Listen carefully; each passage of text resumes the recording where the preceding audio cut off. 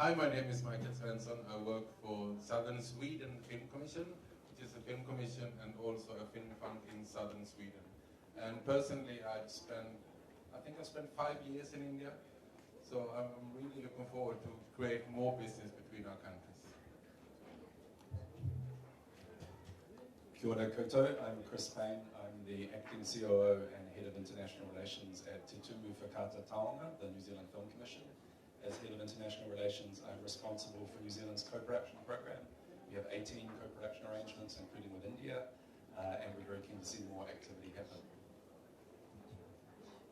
Hello, I'm Grania Brunskin. I'm Head of Content at Screen Australia, and that takes in feature films, scripted and non-scripted, documentary as well, episodic TV, games, online production, and children's production as well. Again, we have a number of co-production treaties with countries around the world, and we're very keen to see more co-productions happen in Australia. Thanks. I'm Graham Mason. I'm the CEO of Screen Australia. For those of you who don't know, Screen Australia is a federal government agency touching all aspects of screen. As I was just saying to the Minister, we do that to ensure that for cultural reasons, creative reasons, and commercial reasons.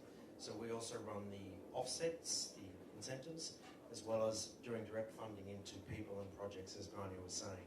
And we are the competent authority to sign off on co-productions as well.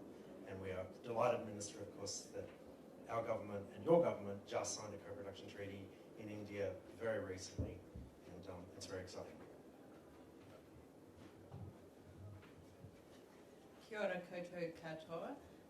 My name is Leanne Saunders. That's a greeting in Māori, which is the indigenous language of New Zealand, where I'm from.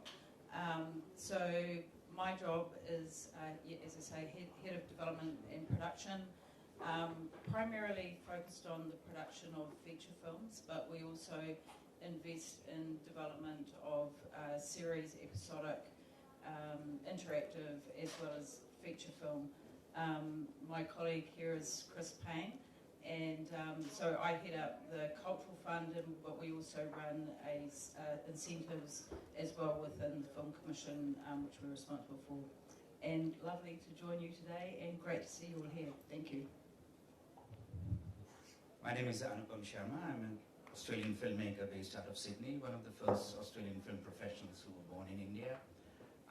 A very proud recipient for a lot of support from Screen Australia over the last 20 years.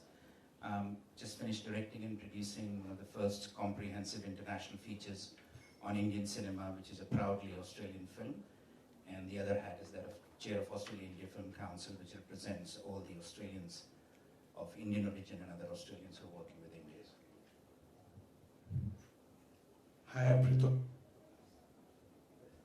I'm Pritul Kumar, Joint Secretary Films and Managing Director of National Film Development Corporation in India. I'm working for Government of India. Hi, good afternoon. Thank you for inviting us. My name is Teresa Arcona. I'm the General Manager of Spain Film Commission. We're a network of 43 film commissions throughout the country. We have been so happy to host some Indian productions in the past. One of them really famous, that was You Only Live Once. I can't say the name, I'm sorry, I have to say it in English. And recently Pathan, that was a huge production, also made in Spain, but by a production company from India, Pathan, yes. And we have been, in November, our president was visiting India, and we have signed 3 agreements with different production association in India, and we also have a co-production agreement. I think it's from 2012, our co-production agreement. I'm really eager to make more connections to strengthen our relationship between 3 countries. Thank you for inviting us. Hi. I'm Chanel Routy. I'm the Film and TV Commissioner for the province of Quebec. I guess I'm the only presence in Canada here, so I'll also be speaking on behalf of Canada. Thank you so much. Nice meeting you, Minister, and all of you on this panel. Merci à tous d'être ici aujourd'hui. Je parle français, oui. So we have a treaty with India since 2014, and we've had 3 productions so far since the treaty was signed, so thank you so much. And we are, as Teresa would say, very eager to continue working with India. We are currently hosting CAFE, which is Conference Animation FX Expertise in Montreal as we speak. We know Red Chilies is there right now. We have a producer from the Red Chilies company and another company from India that's actually present there. So we're very eager to continue our relationship working with India. And we look forward to having this panel with all of you. Thank you.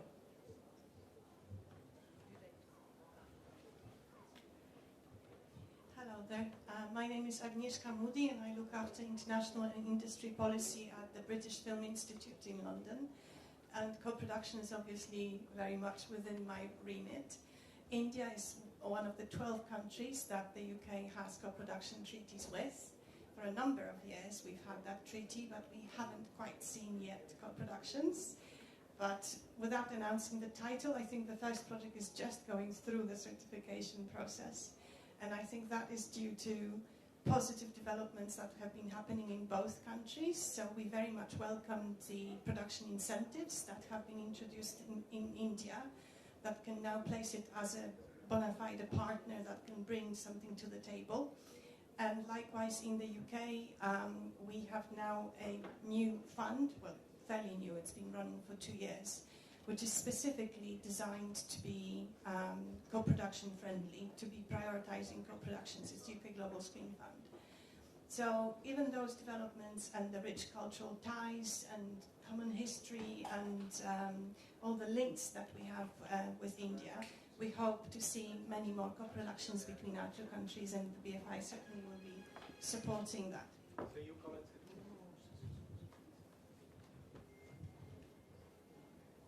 It's wonderful to see, all these things happening, and it's a great opportunity for people sitting and listening to have that projects. Some of the questions answered from their mind at the end of it when we have our conversation. But I would like to have Mr. Pritul Kumar talk about what is India, what is India's position in the co-production agreement, as well as the incentives offered by India.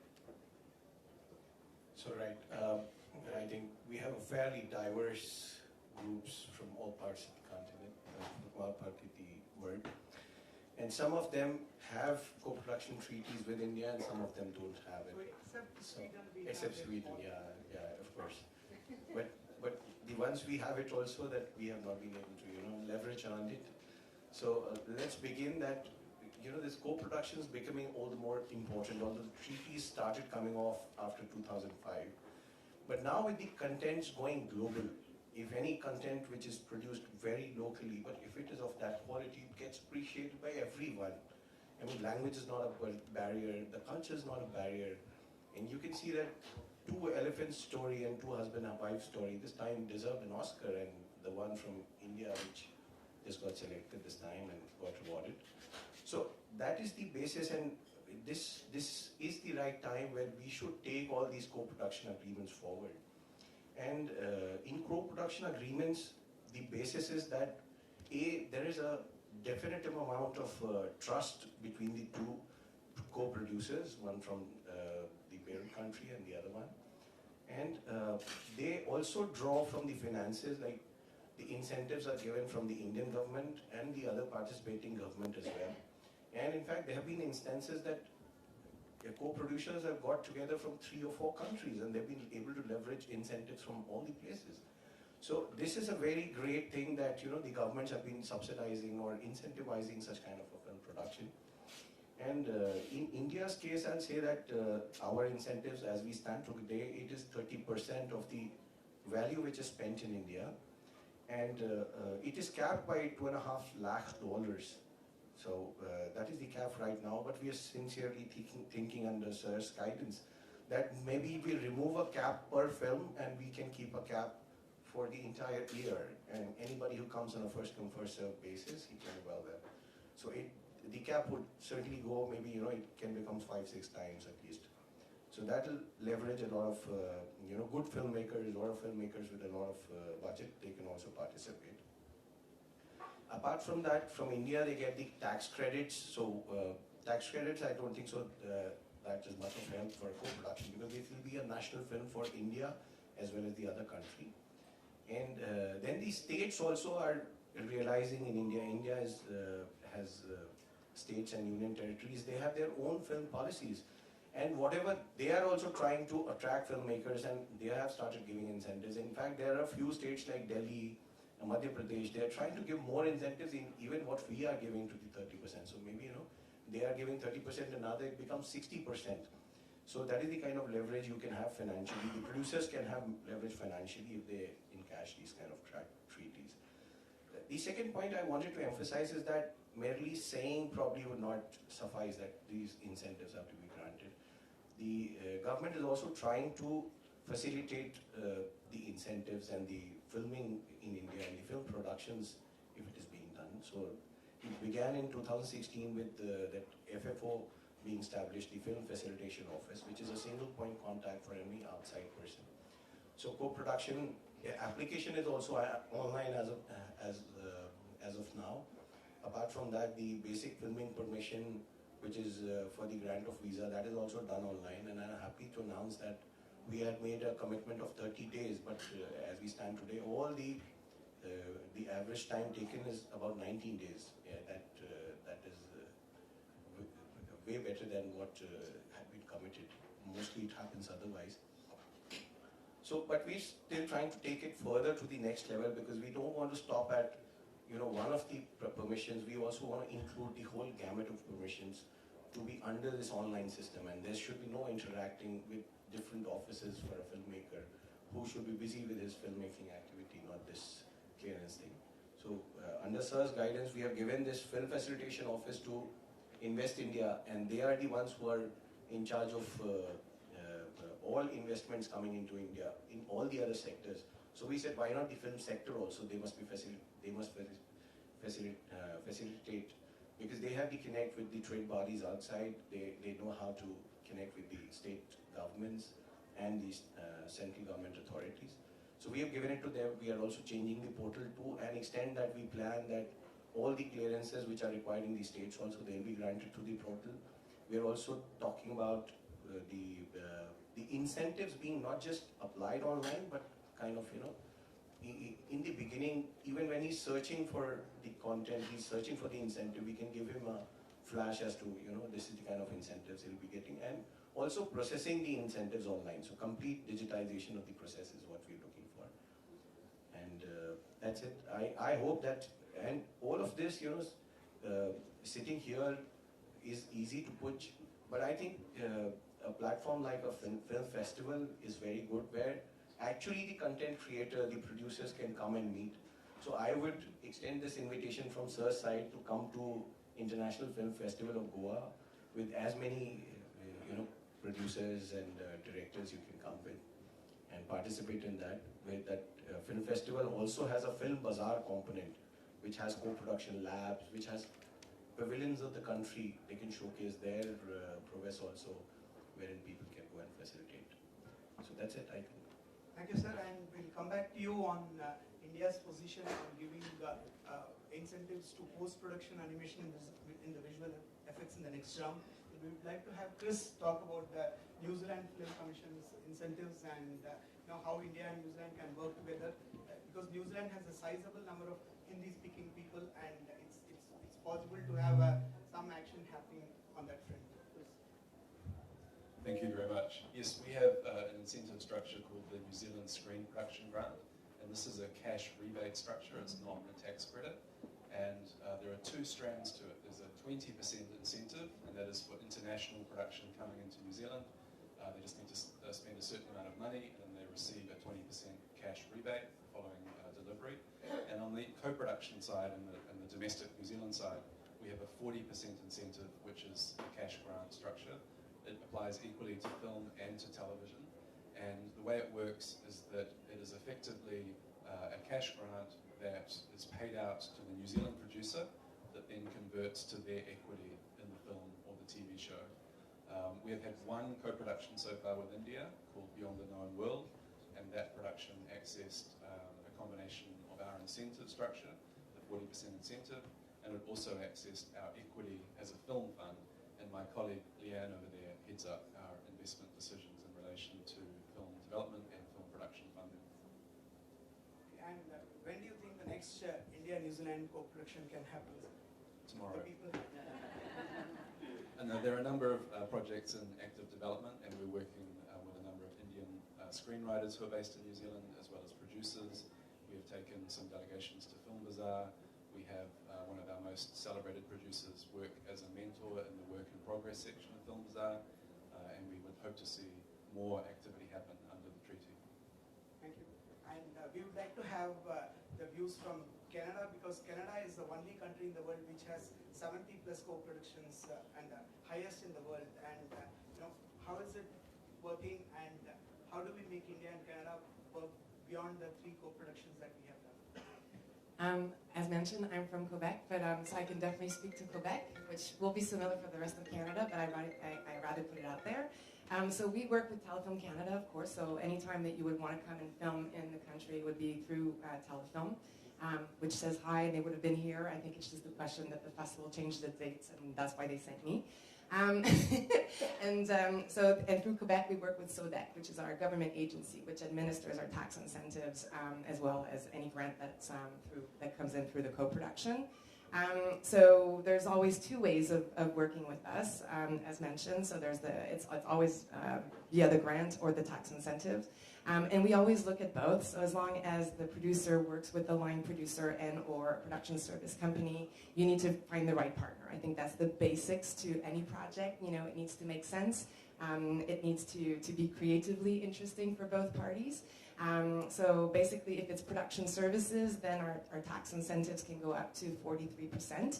That would be a 20% on all spend. So any expense that's being spent in the province of Quebec would be an eligible expense. Then you add an extra 16% that's on the labor that would be used on the production. And because we are within Canada, there's an extra 16% on the labor that comes from our federal government of Canada. So it's not a straight 16 at that point, so that's why it gets grinded down a little bit, so that's why we say it can go up to 43%. And on the co-production side of things, because there's money involved, all depending on the point system and the production, you can expect more between 28 and 32% is what you'd be able to get back on your project. Maybe I can position that in Quebec, we're one of the biggest animation and VFX and post-production hubs in the world. So that's also an interesting way of working with us, which has been done previously in many co-productions as well. To my Canadian counterparts, because I think that the 3 Indian productions or co-productions that have happened were in the rest of Canada. They were not in Quebec yet. So welcome to trying to, working with Quebec as well. And Canada in general. I mean, we were just thrilled to want to work with India. So any questions on that front, I'll be happy to answer to.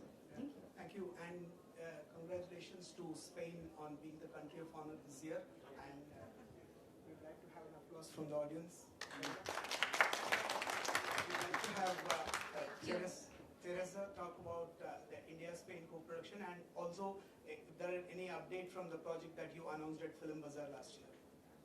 Thank you for the applause. We are only following the steps of India last year, so but thank you for the applause. I think I was thinking when I was coming here, why producers from India are choosing coming to Spain, and it's of course tax relates is an important reason because films, television, they need finance. Of course, this is important, and we have one of the most competitive tax incentive frameworks in Europe. They want to come to Europe to film. They want our locations. They want our cities, our castles, our beaches. They are looking for this film. I'm thinking about Catan. This wonderful film was shot in Mallorca. This is one of the most beautiful places in the Mediterranean, and also in Andalusia, in the south of Spain. They also are producers that value our culture, and they love showing our culture in their films, and we are very grateful for this. And I think they also choose Spain because of our producers. They usually work with Spain, with Spanish producers as service production companies.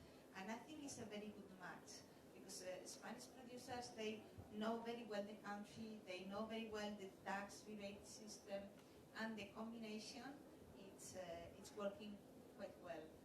That's again the example of Bazan with Palma Pictures, that was the service production company who worked in this project. And with respect to the projects in Bazaar, I think they are yes under construction. There was a wonderful project about the Princess of Caputala that was I think in co-production is very interesting when the history, when the story mixes the two countries, and this is one case. It's a Spanish woman who goes to India as the wife of Marahab, and then the story is telling us about her life. It's a project that mixes the two countries for the very beginning. It's really interesting. And I can't tell you more about them, but of course we are going to support these projects when they decide to begin filming. Thank you. And everyone from India loves Spain because it's you have been very proactive in giving visas to people when post-COVID, in making people come and do shooting. Yes, this is our express visa, and it's been really helpful because during COVID and after COVID it's very difficult to move around the world and to find this authorization, these visas, and we have set up this express system. Thank you to the Spanish government. We would like to have a representative from Sweden have it, so that we don't want him to get lost at the end of it, so that we want to have his views on how do we go ahead and how do we stitch the agreement with Sweden, and what are the incentives available in Sweden to work, and can we do anything without co-productions? So many questions. Before the pandemic, I think we had 4 or 5 Indian productions in Sweden, just coming for the locations, for the culture. Like you said, they wanted something different, to talk about virgin locations. They can find things that they haven't seen before, and that has been important. But then I also found that there are quite a few stories that involve both Sweden and India that are perfect for co-productions, that I would like to find a way to promote to Indian producers and Swedish producers to actually produce, which would be fantastic. And I think I need the expertise from all of you about the importance of co-production treaties, because we haven't really seen that yet. We have the European treaty that we're co-producing within Europe with all the European countries, and Canada, of course, who have treaty with everyone. But it would be really interesting for me to learn much more about the pros and cons on co-production treaties, and I would love to work hard to get one with India if we show that it's important, and also use that to really motivate the producers to work together, because there are a lot of stories we can do together, definitely. But it's also interesting that we have our renowned filmmaker Yash Chopra, who has a street named in Switzerland also because of the locales that he has done. That's Switzerland. Sorry. Not again, no. That's Switzerland. Sorry, but still Yash Chopra is Yash Chopra. We would like to have our representative from Screen Australia. That's the latest one that we have signed an agreement with. How do we go ahead? What do we do next? And are there anything that we can do immediately in terms of conducting workshops and things like that between India and Australia? And we would like to have you in Film Bazaar in November, especially for this one. So we might do this split in half. So obviously for us, for the federal government, we love to get people coming down and filming there. We have a 30% incentive just if you come in as an inbound, not as a co-production. So that's 30% both big and little screens. And like Canada and like India, states stack on top of it. So you can get between 8 and 15% on top of that 30%. That's just as an inbound. Then obviously what the real goal though for the government would be, is because we're a cultural agency, would be to find those things that really work together, that is promoting and helping both creative sides. So we love inbounds, but that's the real goal, I think, for the government, to work out how can we do that. Obviously, like many places, we have a very large Indian diaspora living there. Obviously, there's a huge Indian diaspora around the world, so you can take that story elsewhere. So it's also very important to Australia, the government at the moment, that we tell stories that reflect Australia looking as she actually is. And Australia has a huge diverse population, and so I think there's a lot of opportunity there to play on that.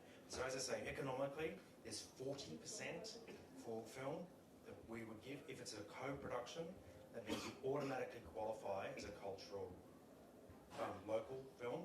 It's 40% and for big screen and 30 for little, and again the state goes on top of it. So you could technically be getting 55% out of the governments. And on top of that, depending on the size of the budget, we also invest, like others, like Telefilm or the NZFC, Granya's team invests money on top of that money. So it's really a lot of stacking. So maybe you want to talk a bit about creative. So for, we have a number of different funding opportunities. So for something that qualifies as a co-production or an Australian production, for feature films, we can invest up to $2 million Australian dollars into a project, in addition to the producer offset that a film would be eligible for. And then each state also has its own screen agency with its own funding rounds as well, so that can then, as Graham said, stack on top of that too. So if you're doing a feature film, you can, if you're successful in all the funding rounds, come out with 65%-ish of the budget of the Australian spend. Then if it's co-production, obviously there will be some Indian contribution to that too, because there'll be some Indian spend. So it's advantageous for producers to be able to find a project that works culturally for India and for Australia, and works for audiences in both countries as well, because that's the important part for us, is that films get seen, and there has to be a good pathway to audience. But tapping into the incredibly large Australian audience, Indian audiences that there are both in India but also globally, is a really wonderful opportunity for producers, I think. Australia's a very big country with a very small population comparatively, 25 million people. So we need to look for audiences outside of Australia. One more thing just quickly on that too would be shameless plug here for Australia. But obviously we maybe don't have necessarily the historical locations, but we've got unique locations. But another thing we've got in spades is stars. Our offset is uncapped. So if you came down and did a film with Chris Hemsworth, we could be putting in 40%. So literally, there is no cap to the amount of money that is allocated per year or per project. So you've got hundreds of millions of dollar projects getting made. Now they have to qualify, but so there should be no rain. But what I would like to see first is coming out of this is some baby steps. What are the proper cultural ones that we can all aim to do first that really help both creatives on both sides? I think that's the goal. We'd like to have Anupam continue this conversation on, are there any specific projects that are on cards at this point of time? Anupam, So, yes, Graham and Granny have both been very modest. Screen Australia has, over the last many years, supported so many India-centric Australian films, from Lion through Hotel Mumbai, dare I say, an Indian featuring Brett Lee or Nicole Kidman. But Australia-India film links are like an Indian goddess. They've got many arms. So it's not just two cultures working together. Very few people know that in 1934, the biggest Bollywood star was a blue-eyed blonde from Perth called Mary Evans, who was known as Hunterwali, Nadia Hunterwali. And currently, speaking with my hat of the Film Council on, there are close to $70 million worth of Australian projects which are strongly Indian diasporic. Two, I think Screen Australia has already invested in, the Knot and the Shakti's film. There are stories, there are feature documentaries, and as Graham said, Indian diaspora is one of the biggest diaspora. And we in Australia love telling diverse Australian stories for a global audience. It just happens to be that the audience is the 1.4 billion people in India. And so at a practical level, thanks to the support of Screen Australia, Screen New South Wales and the state bodies, there is a strong, bright future. But one more last thing I'd like to say is that a lot of things, when Indian producers, we've been doing this for 25 years, a lot of Indian producers come in, they look at the website, and they say, oh, we may not qualify because of threshold. Every single project since '98, if it hasn't qualified, Australia has been so welcoming, from Dil Chahta Hai to Hey Baby to Salam Namaste to Love Story 2050 with Priyanka Chopra, that they have created a special package for it, a one-off package, whether it's My Gran in South Australia or it's... So bottom line is, if you're not working with Australia, you're losing a lot financially, creatively, culturally, and we are losing the benefit of working with you. Simple as that. Yeah, thank you. And I would like to have Madam Moody talk about BFI's initiatives. I perhaps would like to add to this point about the main principle is to work together, and we sometimes may need to be sort of liberated from the restrictions of the treaties. So that is possible when you collaborate with the UK, because we can also co-produce unofficially. That's what we call it. But if the project for some reason doesn't fit into the very specific conditions of the treaty, it can still qualify as British in the UK and as Indian in India. And that way, the financing can be still put together so that a project can be made. So it's a little bit wider. Let's not be sort of worried that unless things fit into treaties, or if there isn't a treaty in place, if we're talking to other countries that might be interested in working with India but don't have a treaty, there are ways to unlock public funding even in the absence of the treaty. And there's a concrete example. It's called Sister Midnight, which is a UK independent company working with India that is supported by BFI Film Fund, but it's not an official co-production. That wasn't possible to structure it like this. But the project is happening, and that's the main thing that is important. If we manage to be more creative about the restrictions. We'd like to extend this conversation on, how do we go beyond films, because film is one of the vertical which is working on the content creation, and we'd like to talk about the web series, the animation, visual effects, reality shows, and other content formation which is being done. And we'd like to start from you. Does Sweden extend co-production in these areas also? Yes, we do co-production in that area as well, and I think we're quite advanced now in VFX in Sweden. We have a lot of big Netflix and HBO series, and I was a bit starstruck the other day. I was in Stockholm in one of the big companies where they do Star Wars and Mandalorian. So we do have it, and it's growing a lot, definitely. And I'm happy that you said that you can actually do co-production without a treaty. It might be more complicated, it might be more creative, but it can be done. We've done it with other countries. I think there is one co-production between India and Sweden quite long ago. I can't remember what it is, but it has happened. What about New Zealand? Yes, we're open to all formats. We do a lot of co-production animation, we do co-production web series, documentary, scripted, feature, everything. And we also have a very strong VFX industry, from Peter Jackson's Weta FX, Arcro post-production, and a whole raft of other companies across the country. Same in Australia. We do all formats, all genres, and we've got a booming animation and VFX sector. Again, you can do it inbound. VFX, you don't have to shoot in Australia, but you can get a 30% offset for doing VFX or animation in Australia. And DNEG, in fact, have just opened an office in Sydney, which are aiming to have a full-service studio for animation, games, and VFX over the next 5 years, with a lot of people working there, which of course has a great Indian presence as well.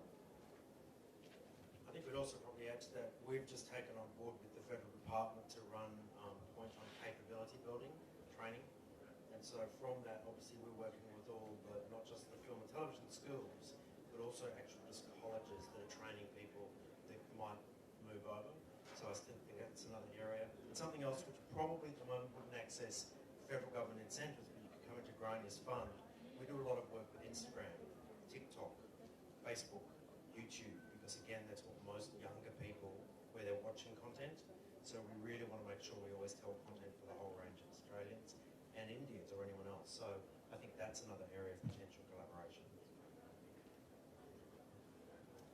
Hi, one of the things, just great to hear everybody's thoughts on this topic, is just really thinking about the early development stage. And, you know, we can have all the incentives in the world, but how do we get the projects developed?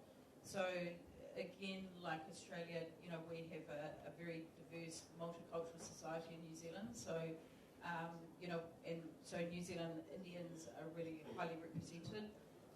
They have their own guild in New Zealand, so it's a Pan-Asian Screen Collective that was actually came out of our industry, so that wanted to represent, and so that obviously includes India.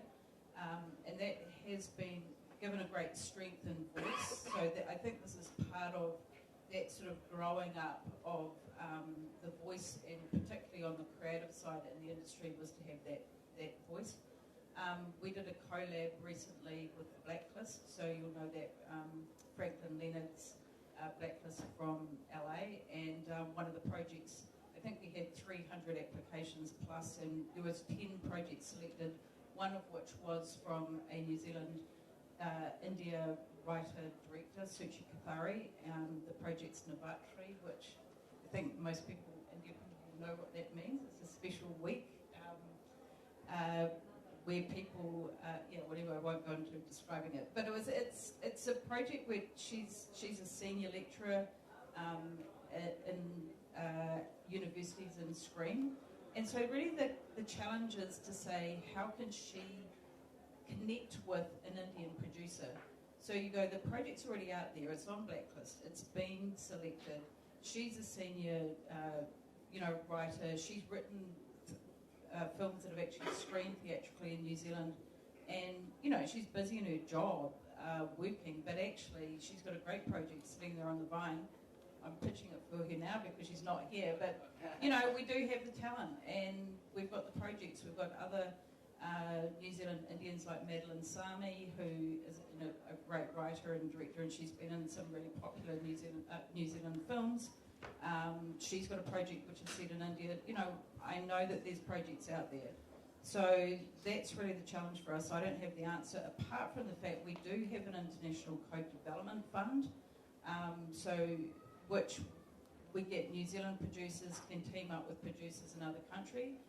All that they require, the Indian producer requires, is to bring development from their country.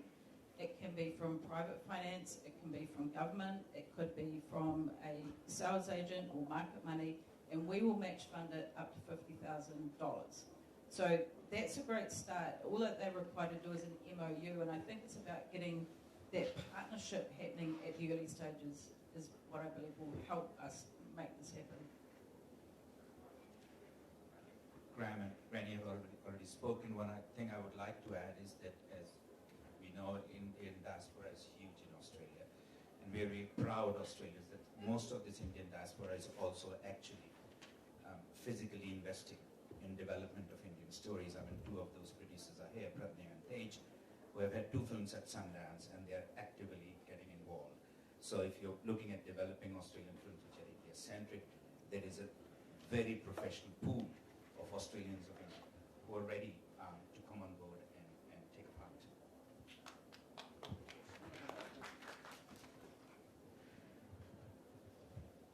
I'll also explain the India's perspective. Because India has had, in the last 8 years, you know, in the, whatever Oscar movies that has won in the VFX, some work or other has been done out of India in terms of in all these years.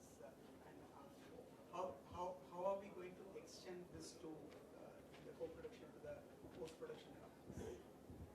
So without even the co-production treaty, those film incentives of 30% plus 5%, which is there for film shooting and film production, in that the post-production work of animation and visual effect qualifies. So any anything getting done in India with respect to animation qualifies for an incentive. So whatever has been spent here, 35% can be got back, 30-35% depending on the qualification. People can apply for post-production, without getting into the competition. That's true. Sí. And in Spain, I think it's the same that our colleague in UK was telling. To apply for incentives in Spain, tax incentives or grants, or you don't have to be within the network of a co-production agreement. Co-production agreement deals more with the intellectual property and this kind of. If you want, as an Indian project, come to Spain and shoot with a Spanish producer as a service or as a co-producer, you can apply equally to the incentives in the same way. And with respect to VFX, animation, everything is included, so you can ask for the incentive too. I didn't talk about the percentage. I brought some catalogs, I don't know where they are, but we have like a general system that gives 30% of the investment for one part of the investment and 25% for the rest. And there are specific regions where the incentive can go up to 50 or 60%. It depends on the kind of production. And as I said, this is not linked to a co-production agreement. You can apply it anyway. Cuba, Indian companies have been setting up in large numbers in recent years in Canada and Cuba. Thinking how do India and Canada, Cuba can work together in this region? I think it goes both ways. We have one of our amazing Quebec companies that actually just opened an office like 6 months ago, Folks VFX, and they were thrilled. They are thrilled. I think there's amazing talent on both sides, both in Canada as well as in India, and the creativity and the collaboration is what's most important.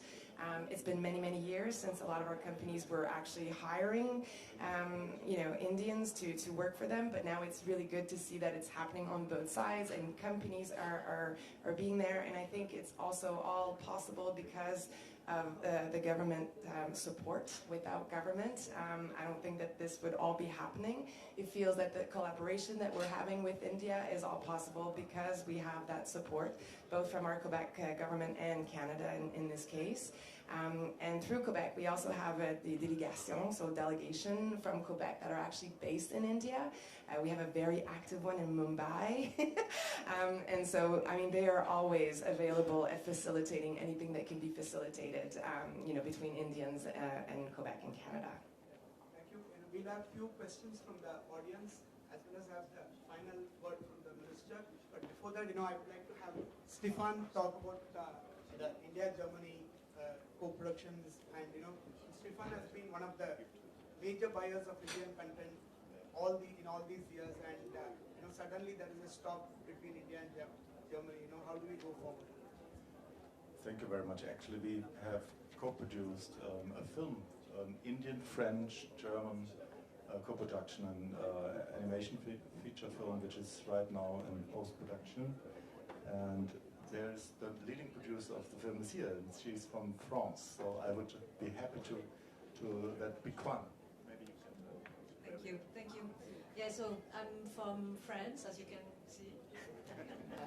Based in Paris. Sometimes people think I'm from Mizoram when I go to India. So I'm co-producing with Ishan Shukla's production company, Red Sea Red Media, a debut animated feature. Ishan Shukla, I have met him in Film Bazaar in 2019, and he made that wonderful short film that was went to international film festivals and was awarded more than 30 awards. And so we also I discussed with Stefan Hall from Germany, whom I knew from a long time. So we put into place that international co-production, and it's an official co-production actually between France and India. It has been granted the co-production status on February 26, 2022. I think it received the support thanks to that status from many funds from Europe. from France and Germany, so from CNC Cinéma du Monde, but also French region Nouvelle-Aquitaine and German fund Nordrhein-Westfalen. Unfortunately, I think there was we don't have any tax relief or tax rebate from FFO because the scheme only started on April 1st, 2022, and it's not an April's Fool, unfortunately. But you can do the next project. Oh, okay. But otherwise, if there's any way to catch up, we're very receptive. But anyway, the film is in post-production, as Stefan said, and should be finished by June, and we hope to hit film festivals very soon with that debut animated feature. Ishan Shukla actually is one of the Indian, of the filmmakers, 9 filmmakers that have been selected by Lucasfilm to make that animated short from the Star Wars anthology that world premiere earlier this month on Disney+. So we really look forward to seeing to finishing and delivering this wonderful animated feature. Thank you.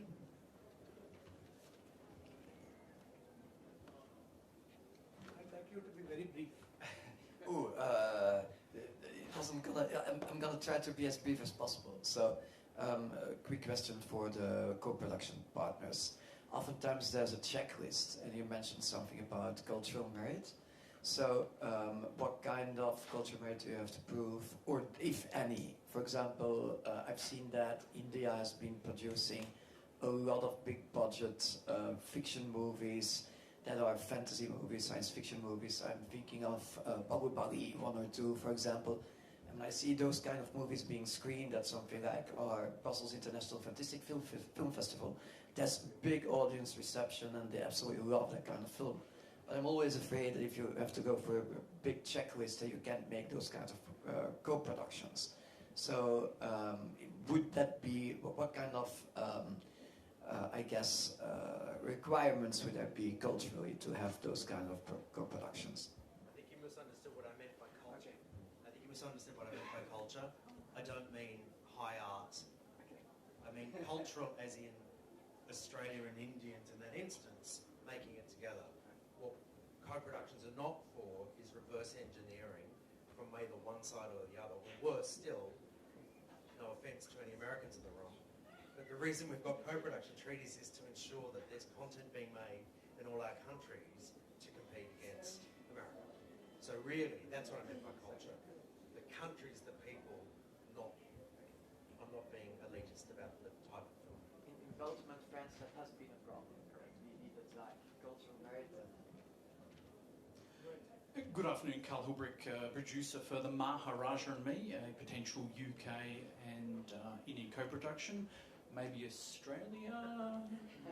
Yeah, we'll talk later. So I'm very interested, and this is an open question to the panel. When we look at co-production treaties, they are a delivery of a policy. So objectively, when it comes to performance of these co-production treaties, are any panelists actively measuring those results and disclosing those results through their digital platforms?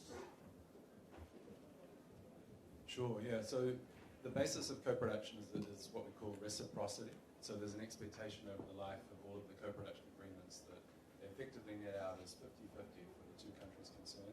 In the case of New Zealand, we maintain a reciprocity ledger that looks at the balance of co-production through each treaty.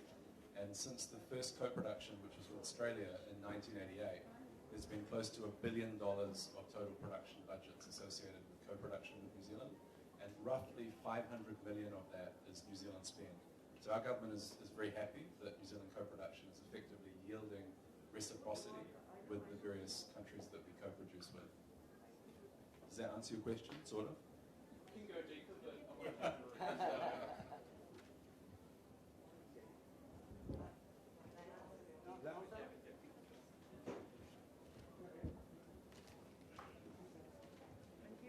Hi, my name is Shona Urbashi, and I've actually been working, well, not immediately, but for the previous 2 years, trying to get more film made for younger filmmakers and new filmmakers. I'm a filmmaker myself, but been trying to figure out how to get interesting films out from India.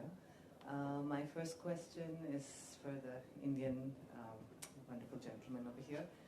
One of the important things for co-producing an art house film or unusual film. Like we all talk about Lunchbox or Masan or movies like that. The most important part of that is that they had some soft money from the government directly, where you could apply for. It could be a small amount. It could be $10,000. It could be $20,000. It doesn't have to be a large amount.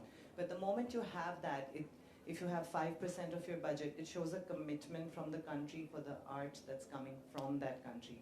And at the moment, that's a big gap, even though that 30% is interesting for a person coming from abroad to shoot to India. Today, if I want to make a film about Bharatnatyam or of some fabulous temple and its history, where it came from, and it's a very art house, small film, a very local story, that's not a big commercial film. And for those kind of films, that soft money becomes extremely essential. And right now, in the proposed things, I'm hoping that in the next amendment that would be included in some way. And it could come from the state, it could come from the center, and they could join together and make a nicer package depending on the film. They could come with conditions or whatever, but whatever requirement there is from the vision of the INB ministry, it also has to account for the smallest fish, which is the most precious one, because these are the new voices of the country. And that's exactly what I think a lot of European producers are looking for. They're looking for that unique story that they've not heard before. And our country is rich in that. I mean, besides yoga and dance and all the things we export, I think, the way we live and the way we think is a small film that needs some funding from you.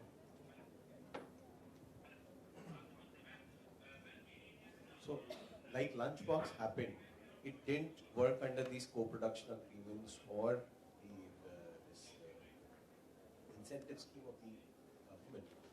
But there is a body called National Film Development Corporation, and it has the budget of its own. It's like a production company of the government. And that is how they gave the seed funding for this thing. And it exists still. It's a separate format, but it's still available. And the things which you saw... Yeah, so I'll just tell you the present also. So that has become substantial how. So what has happened in the last year, on 1st of January 2023, we merged all the film units into NFDC. So we had a film division corporation which was doing the documentary films for the government and making on various aspects.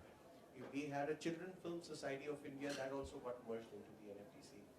So all these things got merged into NFDC, and now NFDC is given all the budget to make even not just the feature films like Lunchbox, but also the children films, for which we don't expect that we'll expect a return, or a documentary like a Bharatnatyam documentary which you're saying.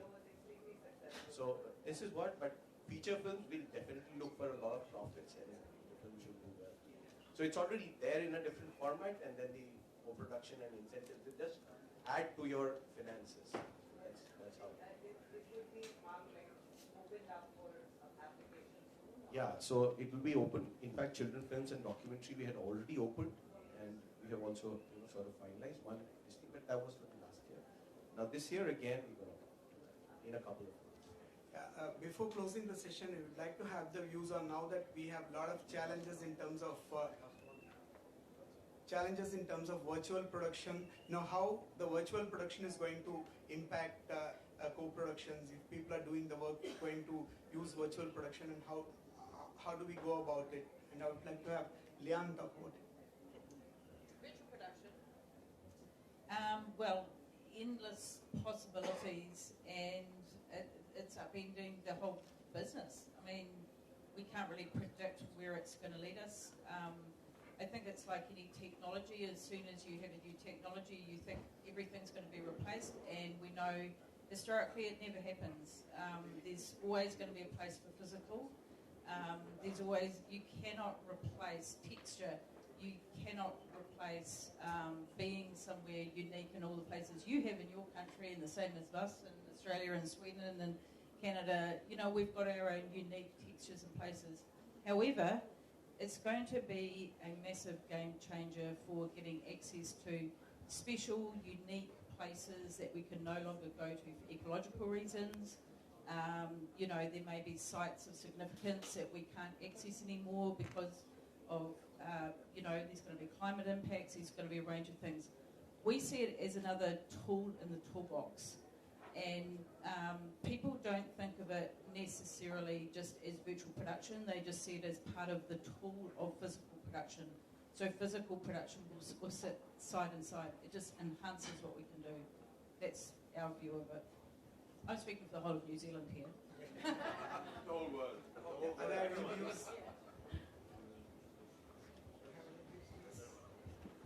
I think it's the same for Australia as New Zealand. There are a number of stages, volume spaces being built at the moment, and there's a lot of training in that area because globally there is a capacity gap in terms of people who are very skilled in this, and obviously it's technology that's evolving.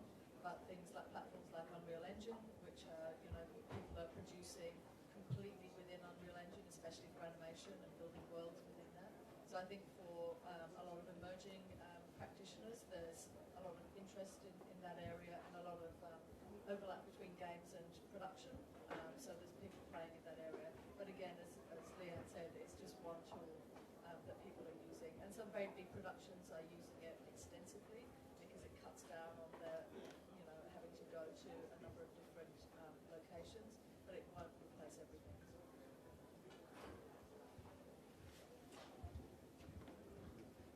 We're one of the biggest gaming hubs, so of course Unreal Engine is very known to Quebec.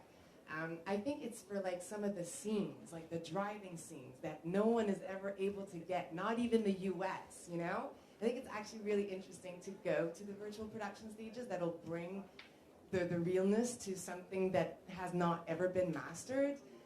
And for us, touching on not being able to shoot in some of the locations, we have really cold winters.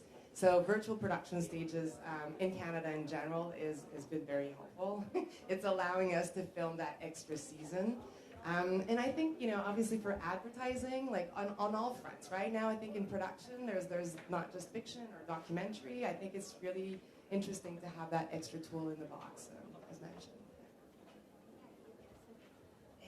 For us in Spain, we see the same as you do, and we see a world of opportunities, especially for very protected locations. That's a way to film there. But there is also some threats, because we are used to crews coming to our territories, spending money in our territories, and so are they going to come if they prefer virtual filming? So it's the balance between opportunities and threats, and there's also the question of the intellectual property of the images. How do you transport these images after? But yes, this is really an interesting world. Yeah, thank you so much. It was wonderful to talk, and we'd like to have the views of our ambassador is sitting here, and we'd like to have a couple of words from him on that. Really, it's a very technical subject, and also something which really concerns the policy domain. But from my perspective, I'd say that we should do all we can to encourage co-production. We have very successful examples. And I think in a very important way, it will help preserve the diversity of filmmaking from being crowded out by financial power that exists in one or two filmmaking countries. Second, I think there are a lot of connections that can be brought about, but I think we shouldn't just confine it to the litmus test of whether it meets a specific cultural connection at all. I think if it's a story that appeals to those who are running the program on either side, they should be able to support it. Because the objective here is not to promote cultural connection. The objective here is to promote collaboration in filmmaking. And I think that's perhaps the best way we can, and I think at the embassy we try always to find these connections to support. We have a very supportive Ministry of Information and Broadcasting. I think given the cost of filmmaking, notwithstanding the technological changes that have taken place, we need to raise the level of support that we can provide.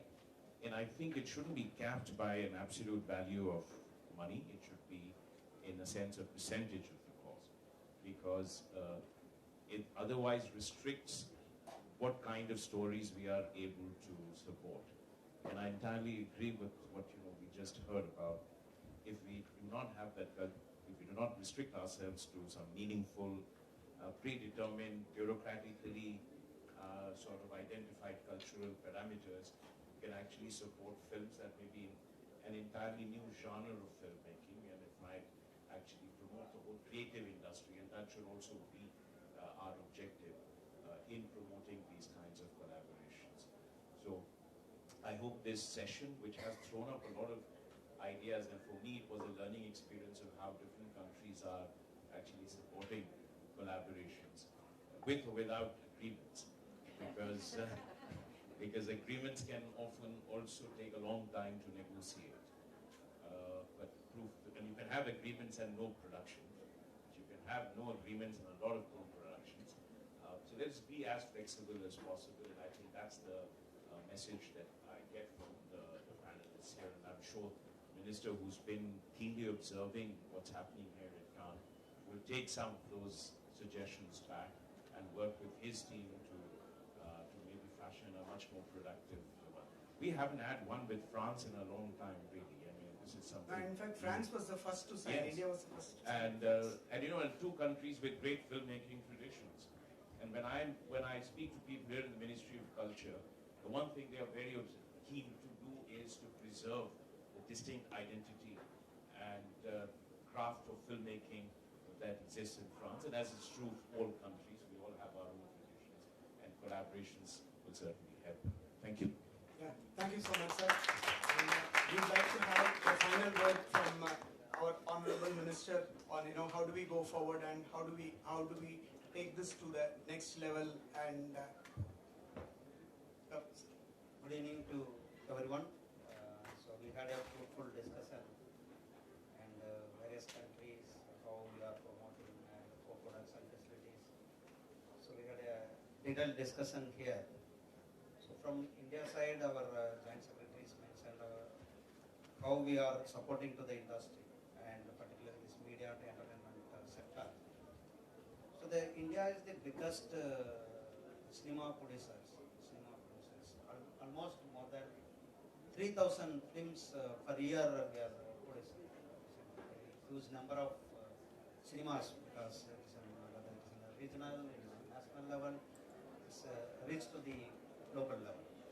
So as per our concern, already we mentioned the shoot in India. So why you need to come to India? Because of our skilled manpower and our technology, and already we mentioned BFS, animation, audiovisual, and these are emerging sector and sunrise sector. And you are all aware that our Indian IT is very strong, and our IT people are very strong in introducing new technologies. So for that, we have the old manpower as well as technology, and government policies is supporting to the film, particularly cinema industry. So you can see some of what the content is the major player. So in our India, the content is the content is there. And you see our predecessors, they used to tell the history. They used to tell the stories. That stories is converted as in cinema. So recently, one very big commercial movie, it called PS1, might be heard. That is in our own Ithaca story. It is a history story. So it is now it's worldwide. They are getting famous. So the content is the very big player in this work. So our government is concerned about the co-production. For that, almost 16 countries are entered the treaties and agreement. Also, almost here all countries are entered this agreement. So I hope another countries are also, it is in the pipeline. So our government, again I want to mention that our government is almost supporting to the industry.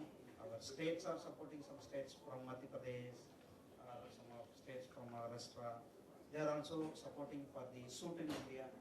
As I mentioned, our India, we have big forests, rivers, and there's mountains, very good beaches. Apart from this is a natural sceneries.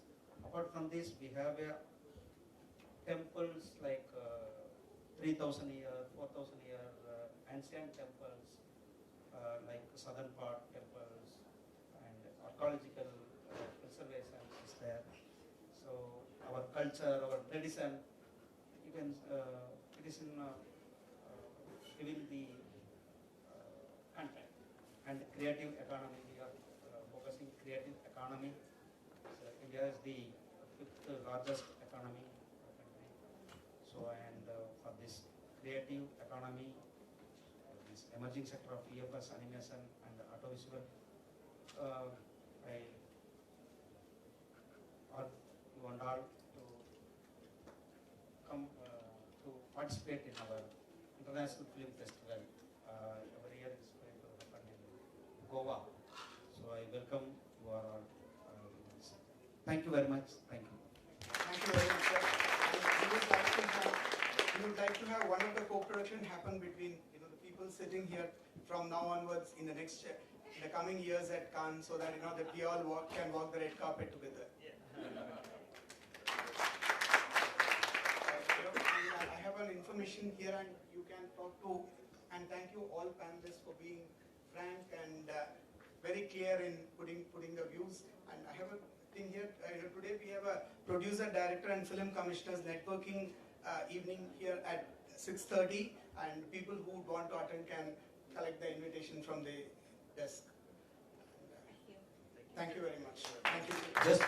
Just before we finish, actually there is a memento which Sir would like to present to everyone. Sir, Ambassador Sir, may I request you to be on the desk? So before that, I think we can, everyone we can, I think Vidya, you can call one by one and Sir.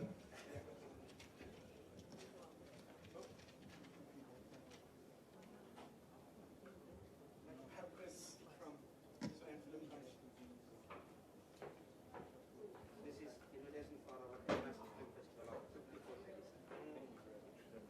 We have channel from Quebec.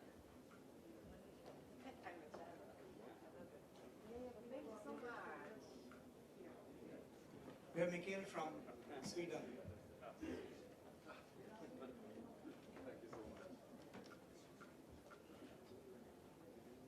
We have Dean from Spain, Australia.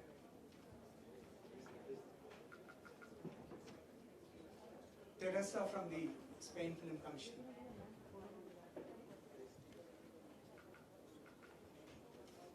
We have Anupam Sharma from Spain. And we have Dean from New Zealand Film Commission.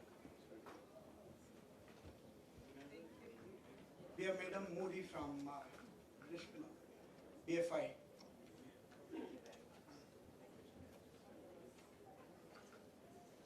That's it. Thank you very much.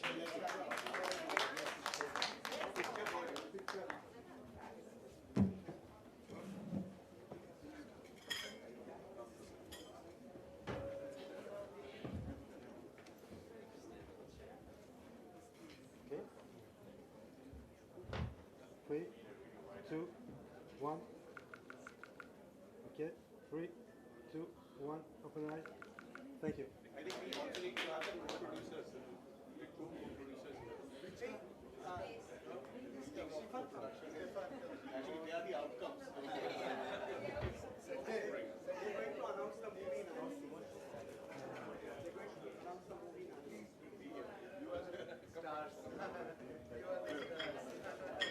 Coupe les micros, Mehdi, s'il te plaît. Coupe les micros.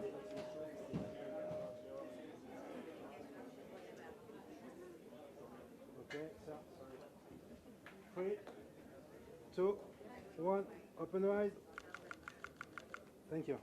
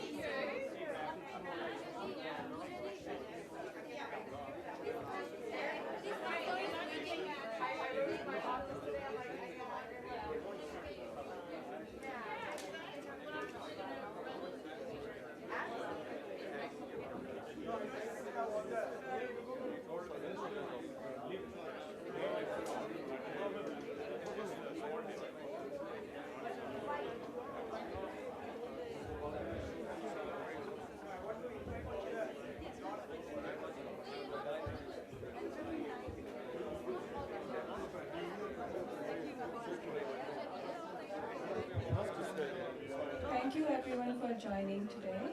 May I request all the delegates to come again at 6:30. We are closing the Indian pavilion for the arrangements for the networking dinner, networking cocktails. Thank you.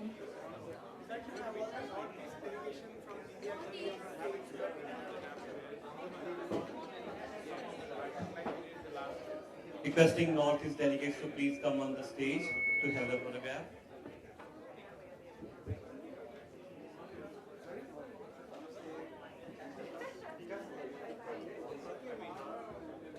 Northeast delegates, requesting all Northeast delegates.